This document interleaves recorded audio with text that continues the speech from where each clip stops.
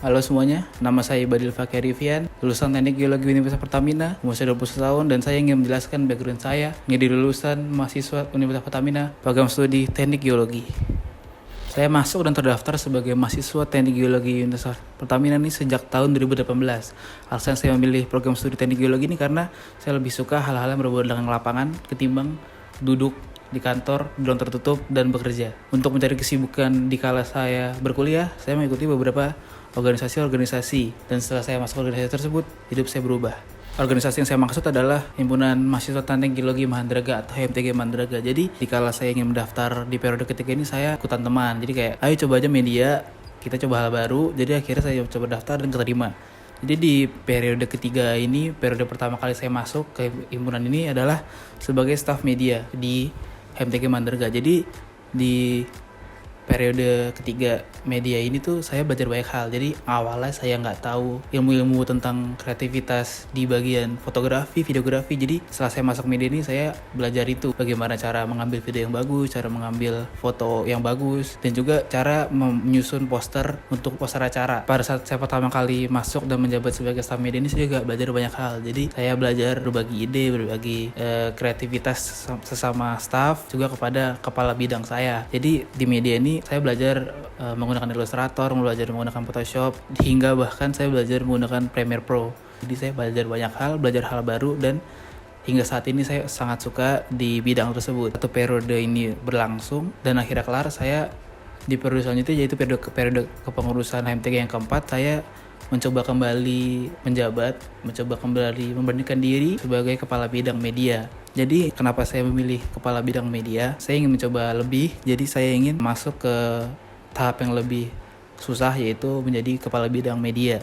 Menurut saya posisi ini tuh harus memiliki tanggung jawab yang lebih besar, serta kreativitas yang bisa membangun staff saya.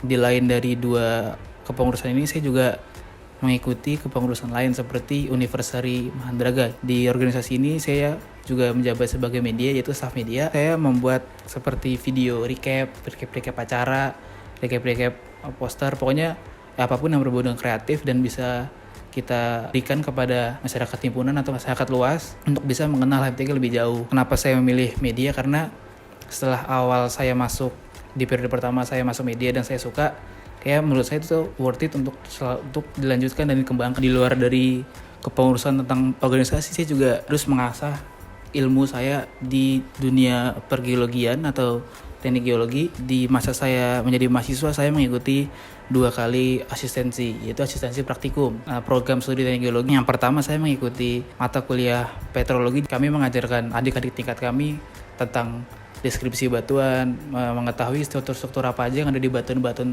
tertentu, seperti batuan-batuan batu beku, batu sedimen, ataupun batu metamorf. Kemudian asisten praktikum selanjutnya saya juga pernah mengikuti mata kuliah GMB atau geologi minyak dan gas bumi. Jadi saya mengajarkan adik-adik tingkat saya tentang bagaimana menginterpretasi sebuah cekungan, seperti membaca data seismik.